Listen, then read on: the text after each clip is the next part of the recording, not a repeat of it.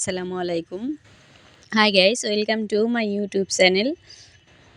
কেমন আছেন আপনারা সবাই? আশা করতেছি ভালো আছেন। আমি শাহজাদপুরের মেয়ে। আজকে আপনাদের সাথে সবজি খিচুড়ির একটা রেসিপি শেয়ার করতে চলে আসলাম। তো কিভাবে রেসিপিটি করছি তো আমার প্রিয় বন্ধুরা চলেন যাই দেখাই। তো রেসিপিটা করার লেগে আমি বিভিন্ন প্রকারের সবজি লিছি কল। এখন যেহেতু শীতের সকাল শুরু হয়ে গেছে আর বাজারে অনেক রকমের সবজিগুলো উঠে পড়ছে প্রায়। আর আমি তো কিছু সবজি কিনে নিয়ে আইছি। এখন এই তো এই যে এটা হলো বিলেতি কদু। আমাদের আঞ্চলিক ভাষায় এইডারে বলে হলো গা কদু বা মিষ্টি কুমড়া। খুবই কম মানুষই বলে, একদম খাঁটি ভাষায় বলে কদু। তো যাই হোক, আমি একটু কদু কেটে নিলাম, এরপরে মূলা কেটে নিছি। সবজি খিচুড়িতে কিন্তু ধনিয়া পাতা আর একটু পেঁয়াজের কলি হলি আরও বেশি ভালো হয়। তো যাই হোক, পেঁয়াজ কলি তো এখন আর পাওয়া যাবে না। আর এই তো এখানে কাঁচকলাও কেটে দিতেছি।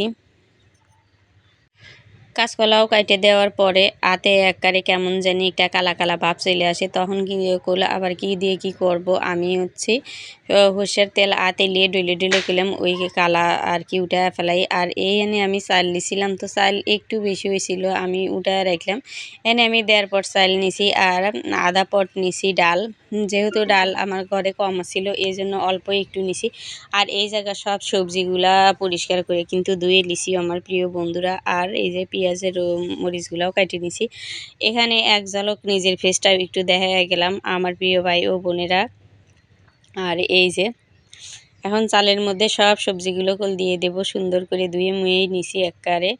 দিয়ে আমি গ্যাসের চুলায় রান্না করব না, কারেন্টের চুলায় রান্না করব, যেহেতু গ্যাসের অনেক দাম। আর গ্যাসে রান্না করলে কিন্তু সাশ্রয় হয় না। আমি দেখছি ইনফ্রারেড চুলা বা ইন্ডাকশন চুলায় রান্না করলে অনেকটাই বিদ্যুৎ সাশ্রয় হয় আর টাকাও বাঁচে। আর এখানে কিন্তু আমি আদা রসুন বাটা দিলাম, পেঁয়াজ বাটা আর দেবো না, যেহেতু পেঁয়াজ আমি কেটে দিছি। এখানে দিয়ে দেবো হলুদ মরিচের গুঁড়ো।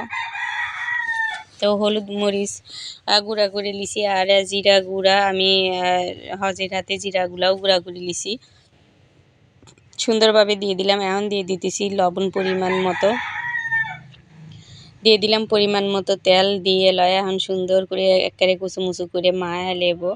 এই হাতের মাহানো দেখলেই যাতে জিনিসটা খাইতে মন চায়।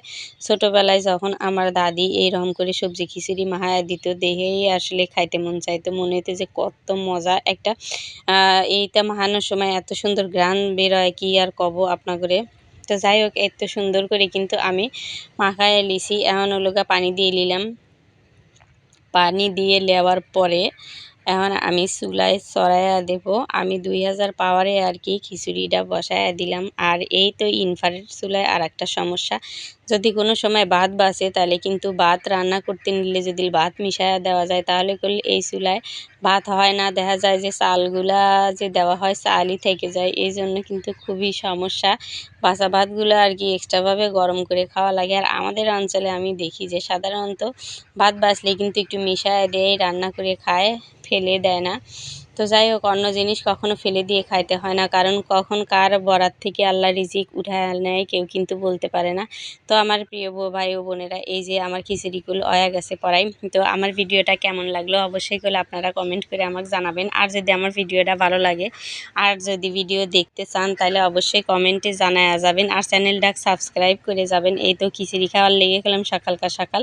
আমার 2 ছেলে একবারে পিছে পিছে ঘোরা শুরু করে দিছে। অগারে সকালবেলা ঘুম থেকে উঠেই খিদে লেগে যায়, মনে হয় যে আমি যদি পরের বাতে সেহরি রাইন্দে থুই তাহলে ওদের জন্য আসলে ভালো হয়, কিন্তু এত সকালে উঠে কেটা রান্না করবো কোন তো।